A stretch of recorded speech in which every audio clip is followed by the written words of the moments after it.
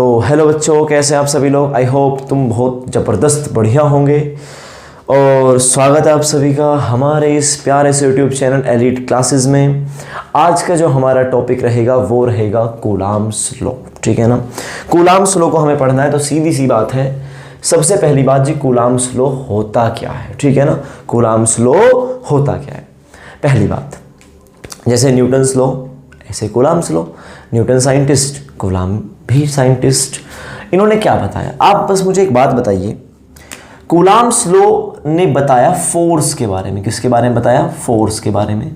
कौन सी फोर्स के बारे में? इलेक्ट्रिक फोर्स के बारे में, ठीक है। मैं आपसे एक बात पूछता हूं कि इलेक्ट्रिक फोर्स किस में लगती है जी। देखो, मैग्नेटिक फोर्स लगती है मैग्नेट में, ग्रेविटेशनल फोर्स लगती है मासेस में, तो इस हिसाब से इलेक्ट्रिक फोर्स लगेगी इलेक्ट्रिक चार्ज में, समझेंगे नहीं, इलेक्ट्रिक चार्जेस में। तो अगर मैं तुमसे कहूं कि अगर ये एक पॉजिटिव चार्ज है, बिल्कुल है, और ये एक दूसरा पॉजिटिव चार्ज है, ये Q1 है और ये Q2 है जी, बिल्कुल, क्या ये वाला चार्ज इसको अट्रैक्ट करेगा या रिपेल करेगा? आपने बोला जी पॉजिटिव पॉजिटिव में होता है रिपल्शन, पॉजिटिव पॉजिटिव में क्या होता है? रिपल्शन। तो इस वाले ने इसको देख के इधर को फोर्स लगा, इधर को पुश कर दिया, तो आपने बोला बिल्कुल, तो ये ऐसे फोर्स लगाएगा और ये वाला चार्ज भी इस पर ऐसे ही फोर्स लगाएगा। बहुत सही, कोई दिक्कत वाली बात नहीं। आपने कहा कोई दिक्कत नहीं है, क्योंकि दोनों चार्जेस के बीच में क्या होगा? रिपल्शन, दोनों एक दूसरे को दूर भगाने की कोशिश करेंगे, ठीक है। अगर मैं तुमसे कह दूं कि एक चार्ज Q1 है, बिल्कुल, लेकिन दूसरा चार्ज जो है वो Q2 है, लेकिन वो माइनस का है, आप बताना अब क्या होगा? देखो जी, ये वाला इसको करेगा अट्रैक्ट। अट्रैक्ट का मतलब होता है पास बुलाना। अगर ये वाला इसको पास बुलाएगा तो इस पे फोर्स लगाएगा ऐसे, और देखा जाए तो ये वाला भी तो इसको पास ही बुलाएगा, तो ये वाला चार्ज है, ये वाला इस पर फोर्स लगाएगा कुछ ऐसे। आपने बोला ठीक है, तो दोनों के बीच में क्या रहेगा? अट्रैक्शन रहेगा। तो पॉजिटिव पॉजिटिव में क्या होता है? रिपल्शन। पॉजिटिव नेगेटिव में होता है अट्रैक्शन। जिस ये तो हमें पहले से ही पता है। अच्छा, मैं कह दूं कि जो ये रिपल्शन होता है, रिपल्शन अपने आप में क्या होती है जी? रिपल्शन अपने आप में एक फोर्स होती है, और कह दूं कि अट्रैक्शन भी अपने आप में क्या है जी? आपने बोला अट्रैक्शन भी अपने आप में फोर्स है, हाँ है ना। फोर्स स्केलर क्वांटिटी है या वेक्टर क्वांटिटी? आपने बोला जी फोर्स तो वेक्टर क्वांटिटी है। फोर्स कैसी क्वांटिटी है? वेक्टर। वेक्टर का मतलब क्या होता है जी? वेक्टर का मतलब होता है कि स्केलर तो है प्लस डायरेक्शन है, मतलब मैग्नीट्यूड तो है ही है, मैग्नीट्यूड तो है ही है, साथ में डायरेक्शन भी है। स्केलर में सिर्फ क्या होता है? सिर्फ मैग्नीट्यूड होता है, डायरेक्शन नहीं होती। तो फोर्स कैसी क्वांटिटी? आपने बोला वेक्टर क्वांटिटी है। जरा मैं आपसे एक बात पूछूं कि इसने इसको रिपेल किया, हाँ जी बिल्कुल किया, तो इसने इस पर क्या लगाई होगी जी? फोर्स लगाई होगी। इसने इसको अट्रैक्ट किया और इस वाले ने इसको भी अट्रैक्ट किया, तो देखा जाए तो इन दोनों के बीच में भी क्या लगी है? फोर्स। और इन दोनों के बीच में भी क्या लगी है? फोर्स। कौन सी फोर्स? इलेक्ट्रोस्टैटिक फोर्स या इलेक्ट्रिक फोर्स। आपने बोला बिल्कुल सही बात है, फोर्स लगी है। लेकिन क्या मैं पूछ सकता हूं कितनी फोर्स लगी है? आपने बोला जी ये तो हमें नहीं पता, पर हमें इतना पता है इसने इसको देखते ही भगा दिया कि भग से, रिपल्शन, और इसने इसको देख के भी यही किया कि तू भी भग से, रिपल्शन। तो मतलब इसने इस पर और इसने इस पर एक दूसरे पर फोर्स लगाई, हाँ जी लगाई। क्या फोर्स की इसकी कुछ ना कुछ वैल्यू होगी? आपने कहा बिल्कुल होगी, क्योंकि फोर्स कैसी क्वांटिटी है? वेक्टर से मैग्नीट्यूड भी और डायरेक्शन भी। आपने कहा वैल्यू तो वैल्यू डायरेक्शन भी होगी। तो इसने जब इसको रिपेल किया तो ये डायरेक्शन हो गई, ये वैल्यू कितनी है जी? वैल्यू अभी नहीं पता। और इसने जब इसको रिपेल किया तो डायरेक्शन हो गई ये, वैल्यू है कुछ ना कुछ, वो बात की बात है। जरा आप एक बात बताओ, मैं कूलाम्स लॉ शुरू करूंगा धीरे धीरे, पहले तुम्हें वजह तो बता दूं कि अगर मैं कहूं एक चार्ज ये रखा, एक चार्ज ये रखा, एक केस Q1 Q2, ये केस देखो, इसमें सेपरेशन है मान लो 2 मीटर, ऐसे एग्जांपल, और इसमें मात्र सेपरेशन है 1 मीटर। जरा बताना केस नंबर 1 और केस नंबर 2 रिपल्शन किसमें ज्यादा होगा? आपने बोला मैग्नेट को जानते हैं हम, तो अगर आप दो मैग्नेट को दूर रखते हो और आप उन्हीं मैग्नेट को पास रखने लगो, तो जब मैग्नेट दूर होती हैं तो उनके बीच में फोर्स ऑफ अट्रैक्शन या रिपल्शन जो भी लगा वो कम होता है, और जैसे ही पास आती हैं तो उनके बीच में अट्रैक्शन रिपल्शन जो भी हुआ वो बढ़ जाता है। तो कह दूं कि चार्जेस जितना पास आएंगे, अगर मैं इन चार्जेस को पास ले आऊं, चार्जेस को पास ले आया तो क्या होगा, फोर्स बढ़ेगी। तो अगर ये इतनी दूर ना हो के Q1 तो आपका यहीं का यहीं है और Q2 को कर दिया मैंने यहाँ, समझे कि नहीं समझे, Q1 यहीं है, Q2 कर दिया, सेपरेशन बहुत घटा दिया, तो आप बोलोगे फोर्स बढ़ जाएगी। समझे कि नहीं समझे, पक्का। और पास कर दिया, आपने बोला अगर आपने और पास किया फोर्स और बढ़ेगी। तो क्या कह सकता हूं कि जितना चार्जेस के बीच में सेपरेशन कम होता जाएगा उनके बीच में अट्रैक्शन रिपल्शन जो भी हो रहा है, फिलहाल यह रिपल्शन है तो रिपल्शन बढ़ता जाएगा, हाँ या ना। तो कह दूं कि सेपरेशन जितना कम करोगे, सेपरेशन जितना कम करोगे फोर्स उतना बढ़ेगी। समझ में आती है बात। दो चार्जेस के बीच, देखो मेरी बात सुनो, मैं तुम्हें क्या बताना चाह रहा हूं, मैं तुम्हें सिर्फ पहले तो कॉमन सेंस के हिसाब से समझाना चाहता हूं। इतनी बड़ी बात नहीं है कूलम्ब्स, तो छोटी सी बात है बहुत, लेकिन मैं एक बार ये चाहता हूं कि तुम्हारा मन तो कह दे इस बात को। जिस बात को एक बार मन कह देना फिर तो डेरिवेशन भी कह ही देता है, वरना मन कहे ना डेरिवेशन कह रहा है फिर समझ में नहीं आएगी बात, ठीक है ना। तो एक बार आपका मन कह दे बस, मैं खुश हूं उस चीज से। आपने कहा जी सेपरेशन अगर दो चार्जेस के बीच में कम करोगे या दो मैग्नेट्स के बीच में कम करोगे तो फोर्स तो बढ़ेगी उनमें, ये तो लाजमी सी बात है। लेकिन अगर मैं दूर कर दूं सेपरेशन, मतलब बढ़ा दूं कि दो चार्जेस पहले यहां थे, अब मैं इनको दूर कर रहा हूं, तो बताओ फोर्स बढ़ी या घटी। आपने बोला घटेगी, क्योंकि जब दो मैग्नेट यहां रहती थी बहुत रिपल्सन था एक दूसरे को देख के, बहुत गुस्सा था। अगर मैं इनको यहां कर दूं, आपने बोला अब कम है, अब रिपल्शन इतना नहीं होता, अब कम होता। और दूर, आपने बोला रिपल्शन और कम हो जाता है, मतलब फोर्स और कम। और दूर, आपने बोला रिपल्शन मतलब फोर्स और कम हो जाती है। तो कह दूं कि अगर आप सेपरेशन बढ़ाओगे तो फोर्स ऑफ अट्रैक्शन या रिपल्शन जो है वो कम हो जाता है। तो कह दो सेपरेशन के साथ ये डायरेक्ट का रिलेशन है इनवर्स का। आपने बोला जी सेपरेशन बढ़ जाता है तो उनके बीच में अपने आप फोर्स कम हो जाती है, और अगर सेपरेशन कम हो जाता है तो उनके बीच में फोर्स अपने आप बढ़ जाती है। एक कम हुआ तो दूसरा बढ़ा, और अगर एक बढ़ा तो दूसरा कम हुआ, तो इनवर्स का रिलेशन है। कुछ ऐसे समझो, मान लो तुम खुश, तुम्हारे घर वाले खुश, सीधी सी बात, तो डायरेक्ट का रिलेशन। तुम खुश, तुम्हारे पड़ोसी दुखी, इनवर्स का रिलेशन। तुम दुखी, तुम्हारे घर वाले दुखी, डायरेक्ट का रिलेशन। तुम दुखी, पड़ोसी सुख, पड़ोसी खुशी में है, तो इनवर्स का रिलेशन। तो कह दूं कि अगर तुम खुश, तुम्हारी फैमिली खुश, डायरेक्ट का। तुम खुश, पड़ोसी दुखी, ये सारा खुश कैसे हो रहा है इतना ही, वो दुखी हो गया, तो इनवर्स का रिलेशन। तो एक के बढ़ने से एक घटा, इनवर्स। एक के बढ़ने से दूसरा ही बढ़ा, डायरेक्ट। समझ में आया ना। तो कह दूं कि जो फोर्स का रिश्ता है वो सेपरेशन के साथ, मेरी बात अच्छे सुनना, सेपरेशन के साथ इनवर्स का है। क्या ये बात हजम होती है कि नहीं होती है, कि सेपरेशन जितना बढ़ाओगे चार्जेस के बीच का, सेपरेशन बढ़ाते गए तो फोर्स कम हो जाएगी, सेपरेशन बढ़ा तो फोर्स घटेगी। एक बात समझ में आती है, चाहे मैग्नेट के बीच का ले लो, किसी के बीच का भी ले लो, ठीक है। दूसरी बात कि जी अगर आप सेपरेशन को सेम रखो, ना घटाओ ना बढ़ाओ, जी ठीक है। आपने एक छोटी मैग्नेट ली, आपने एक छोटी मैग्नेट ली, दोनों के बीच का सेपरेशन 1 मीटर है, ओके, कोई दिक्कत नहीं। इनके बीच में मान लो फोर्स 10 न्यूटन लगती है। कितने न्यूटन लगती है? 10 न्यूटन। एक एग्जांपल दे रहा हूं बस मैं, ठीक है। आपने कहा जी एक काम करूं, मैं इन मैग्नेट का साइज बढ़ा लेता हूं। सेपरेशन अब भी कितना है? 1 मीटर का ही है। क्या अब भी 10 न्यूटन ही लगेगी? आपने कहा ना जी ना, अब 10 ना लगेगी। अब तो कह दूं कि 30, सोचो 30 छोड़ो 50 न्यूटन लगेगी, और ये भी कितना लगाएगा? 50 न्यूटन लगाएगा। समझे कि नहीं समझे? पक्की बात है ना। तो मैग्नेट का साइज बढ़ाने से, हाँ है ना, फोर्स ऑफ अट्रैक्शन या रिपल्शन बढ़ा, या रिपल्शन है। बड़ी मैग्नेट ज्यादा फोर्स लगाती हैं, वहीं छोटी मैग्नेट तो कम फोर्स लगाती हैं। तो कह दो मैग्नेट का जो मैग्नीट्यूड है, जो उसकी वैल्यू है, जो उसकी स्ट्रेंथ है, जो उसका चार्ज है, ठीक है ना, उस पर डिपेंड करेगा। तो कह दूं कि 2 चार्ज रखे हैं, कहां? देखो ये रहा, 1 कूलम 1 कूलम, ठीक है। इनके बीच में मान लो फोर्स लगती है F, ठीक है। और अगर मैं ये रख दूं 3 कूलम 3 कूलम, तो क्या अब F लगेगी या F डैश? आपने बोला F डैश लगेगी। वो फोर्स नहीं लगेगी पहले वाली, अब फोर्स ज्यादा हो जाएगी। सेपरेशन वही 1 मीटर, वही 1 मीटर। तो आप कहोगे जो दूसरे, पहले वाला केस, दूसरे वाला केस, जो दूसरे वाला केस है ना, इसकी फोर्स ज्यादा है पहले वाले से। क्यों? क्योंकि आपने चार्ज की वैल्यू को बढ़ाया है। पक्का? हाँ जी बिल्कुल। जरा एक एग्जांपल सुनना। अगर मैं इसको कह दूं 1 कूलम, और तीसरा केस लेता हूं, ये भी 3 कूलम और ये भी 3 कूलम, बताना सबसे ज्यादा फोर्स 1 2 3। आपने बोला 3। क्यों? क्योंकि पहले में दोनों 1 कूलाम के हैं। दूसरे में क्या हुआ, इसको कर दिया 3 का और इसको कर दिया 1 का। चलो मेरा आपसे एक सवाल है, ये बताना 3 वाला बड़ा चार्ज है, 1 वाला छोटा चार्ज है।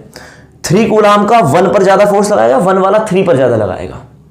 समझ गए ना भाई? ये बड़ा चार्ज है 3 कूलाम का और ये 1 कूलाम का छोटा चार्ज है। आप मुझे ये बता दो 3 वाला 1 पर ज्यादा फोर्स लगाएगा या 1 वाला 3 पर ज्यादा लगाएगा? ये सवाल ही है बस। ओके, आगे आओ। तो आपने बोला ये भी 3 कूलाम, ये भी 3 कूलाम, तो अब तो इनके बीच में फोर्स सबसे ज्यादा होगी। तो F3 थर्ड वाले केस में फोर्स सबसे ज्यादा, उससे कम F2 वाले में और सबसे कम F1 वाले में। क्या आपको मेरी बात समझ में आती है? तो जितना दोनों चार्जेस का मैग्नीट्यूड बढ़ाओगे, दोनों का, एक का बढ़ाओगे फोर्स जरूर बढ़ेगी, लेकिन दोनों का बढ़ा दिया ना 3 फोर्स और ज्यादा बढ़ेगी। तो कह दूं फोर्स डिपेंड करती है पहले चार्ज पर भी और फोर्स डिपेंड करती है दूसरे चार्ज पर भी। समझ में आती है बात, नहीं आती है? पक्का? तो हमारे पास 3 बातें आई कि F directly proportional to Q1, F directly proportional to Q2 और F inversely proportional to separation. और सेपरेशन क्या है इनके बीच का? मान लो R इज द सेपरेशन। दो चार्जेस के बीच का सेपरेशन मान लो क्या है? R। ये आपका चार्ज है Q1, ये आपका चार्ज है Q2 और इनके बीच का सेपरेशन है R। तो इस R के इनवर्स के स्क्वायर होती है, ठीक है ना? तो R का जो स्क्वायर है, R का क्या है? स्क्वायर, उसके इनवर्स में होती है, ठीक है, फोर्स। ओके, तो आपने बोला 3 बातें निकल के आती है, तीनों कंबाइन करके बनता है कूलाम्स लॉ। जरा कंबाइन करके दिखा दूं कि F डायरेक्टली प्रोपोर्शनल है Q1 के, Q2 के और इनवर्स में है R स्क्वायर के। क्या आपको इतनी बात समझ में आई? समझ में आती है ना? आपको ये पता, आपको इस बात का महसूस हो रहा है ना ये चीज कि ये अपोन में क्यों है, ये डायरेक्ट में क्यों है और ये भी डायरेक्ट में क्यों है। अपोन में इसलिए है डिस्टेंस क्योंकि इनवर्स में है। जितना सेपरेशन बढ़ाओगे चार्जेस के बीच की फोर्स उतना कम होगी। समझेगे नहीं समझे? जितना चार्ज की स्ट्रेंथ बढ़ाओगे दोनों की उतना फोर्स बढ़ेगी। सेपरेशन 1 मीटर है, बच्चे चार्ज रखे छोटे छोटे 1 कूलाम के, आपने कुछ भी वैसे 1 कूलाम बच्चा नहीं होता, वैसे बोल रहा हूं मैं कि 1 मीटर पे रखें, 1 कूलाम 1 कूलाम, ठीक है। अब आपने कहा ठीक है, अब लाया मैं 10 कूलाम 1 मीटर पे। बताओ कब ज्यादा फोर्स? आपने बोला चार्ज जितना बढ़ाओगे फोर्स उतना ज्यादा बढ़ेगी। तो आपका ये कांस्टेंट आएगा यहां, F बराबर आएगा K Q1 Q2 upon R square और यही होता है आपका कूलाम्स लॉ। देखो जी, मैंने कोई डेरिवेशन नहीं कराया, मैंने बस आपको ये बात समझाई है। ये आपके मन ने अगर कह दी कि हाँ हमें ये बात समझ में, मतलब फील होती है ये चीज़ हमको कि चार्जेस के बीच की दूरी बढ़ाने से फोर्स तो कम हो ही जाएगी उनके बीच में। चार्जेस की जितनी वैल्यू बढ़ाओगे, जितने स्ट्रॉन्ग चार्ज लोगे उतनी फोर्स ज़्यादा लगेगी। छोटी सी बात तो है।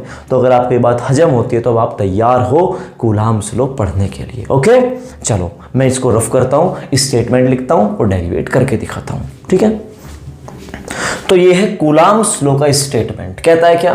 Coulombs law states that okay the force of attraction या repulsion, the force of attraction या रिपल्शन, अट्रैक्शन हो या रिपल्शन हो, बिटवीन 2 स्टेशनरी, देखो ये देखो स्टेशनरी पॉइंट चार्जेस, बस यही बात इंपॉर्टेंट है। मेरी बात सुनना, नोट में मैं बात लिखूंगा कुछ, अभी बता रहा हूं कि देखो इसने बोला कि कूलाम्स लॉ कहता है कि 2 चार्जेस के बीच में कैसे चार्ज हो? पहली बात पॉइंट चार्ज हो। तो नोट में नंबर 1 लिख रहा हूं, coulombs law is only applicable for, बताऊंगा इस बात का रीजन भी क्या है, only applicable for point charges. ये बात ध्यान रखना कि कूलाम्स लॉ सिर्फ पॉइंट चार्जेस के लिए होता है। और दूसरी बात, चार्ज होना चाहिए रेस्ट में, स्टेशनरी चार्ज होना चाहिए, रेस्ट चार्ज हो, ओके, तभी कौन आता है? कूलाम्स लॉ काम आता है, ठीक है। रीजन दूंगा, अभी नहीं, थोड़ी देर में दूंगा, ठीक है। तो पहली बात, कूलाम्स लॉ कहता है कि जो फोर्स ऑफ अट्रैक्शन या रिपल्शन होता है किसमें? स्टेशनरी मतलब रेस्ट पॉइंट चार्जेस में, वो डायरेक्टली प्रोपोर्शनल होता है उनके प्रोडक्ट के। प्रोडक्ट कैसे? कि 2 चार्ज लिए, एक Q1 एक Q2, तो Q1 पे भी डायरेक्टली और Q2 के भी डायरेक्टली, दोनों पे डिपेंड करता है, ठीक है ना। जितने हैवी दोनों चार्जेस होंगे उतना उनका ज्यादा प्रोडक्ट होगा, तो उन दोनों के प्रोडक्ट पे डिपेंड करता है। समझे कि नहीं समझे? सिर्फ आपने Q1 को तो डबल कर दिया, Q2 को नहीं किया, मेरी बात सुनना, तो प्रोडक्ट बढ़ा तो सही, बात सही है, लेकिन अगर Q2 को भी बढ़ा दोगे और Q1 दोनों को बढ़ा दोगे तो फोर्स और ज्यादा बढ़ेगी। समझे कि नहीं समझे?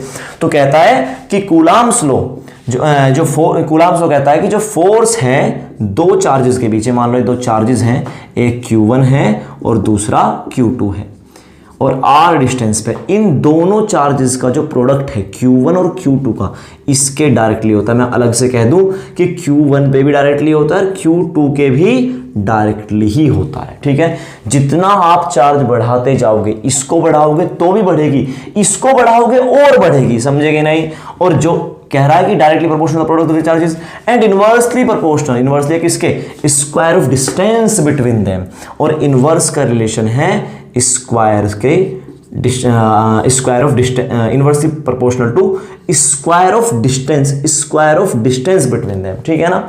तो ये तीन बातें हो गई। एक वैसे इनके हिसाब से ये दो ही बातें हैं, लेकिन मैं तीन कर दे रहा हूं। तो इस हिसाब से डायरेक्ट में कौन है? Q1 एंड Q2, तो ये आए ऊपर Q1 एंड Q2। अपोन में कौन है? इनवर्स में R स्क्वायर। सही है ना? तो आपने कहा जी इस हिसाब से तो F equal to K constant आएगा, that is called electrostatic constant या कूलाम कॉन्स्टेंट। ठीक है, तो K Q1 Q2 upon R square. ठीक है, तो ये आपका हुआ कूलाम्स लॉ। अच्छा एक बात बताओ, ऐसा लॉ एक आपने पहले ही पढ़ा था? जी बिल्कुल पढ़ा था। कौन सा था? Gravitational law. ग्रेविटेशनल लॉ में क्या था? G m1 m2 upon R square. ठीक है जी, तो कह दूं ये जो कूलाम कांस्टेंट है इसकी वैल्यू होती है K की क्या जी? K की वैल्यू होती है 1 अपॉन 4 पाई एप्सिलॉन नॉट, और इसे सोल्व करने पर आता है आपका 9 इंटू 10 की पावर 9। ओके, यूनिट, अभी मैं यूनिट लिख रहा हूँ, अभी मैंने यूनिट बताई नहीं, यूनिट क्या होती है इसकी, कूलाम कांस्टेंट की यूनिट क्या होती है। तो देखते हैं, यूनिट ऑफ K का मतलब क्या है हमारा यहाँ? कूलाम कांस्टेंट, कि कूलाम के कांस्टेंट की यूनिट है क्या। जरा पहले आप एक बात बताओ, क्या आपको ये सीन सारा समझ में आया कि नहीं आया? सबसे पहले आप मुझे ये बताओ कि बिल्कुल आया। अगर आया तो अब बात करते हैं यूनिट की। जब आपको किसी की यूनिट फाइंड करनी हो तो क्या करते हैं जी? इसको अकेला छोड़ दो। ओके, अकेला छोड़ दिया और सबको एक तरफ कर दो, तो आपको ऐसा नहीं लगता कि F इंटू R स्क्वायर तो हो गया इधर, और डिवाइड में आ गया Q1 Q2, तो इक्वल टू क्या हुआ? K। समझे कि नहीं समझे? अरे भैया ये तो डिवाइड में गया, वो मल्टीप्लाई में गया। जी बिल्कुल हुआ। अब क्या करूं? तो K इक्वल टू आ गए न्यूटन मीटर स्क्वायर, चार्ज होता है कूलाम इंटू कूलाम, तो कूलाम स्क्वायर। तो ये हो गई यूनिट किसकी? कूलाम कांस्टेंट K की। तो इसकी यूनिट क्या हो गई? न्यूटन मीटर स्क्वायर पर कूलाम स्क्वायर। कोई दिक्कत वाली बात तो नहीं है ना? जी बिल्कुल नहीं है। अच्छा ये एप्सिलॉन नॉट क्या है? ये परमिटिविटी है, इसके लिए एक सेपरेट लेक्चर बनाऊंगा। ठीक है ना? आपने कहा जी ठीक है, ये कूलाम कांस्टेंट है। हाँ, इसकी वैल्यू कितनी है? 1 अपॉन 4 पाई एप्सिलॉन नॉट, तो F इक्वल टू हो गया 1 upon 4 pi epsilon not Q1 Q2 upon R square.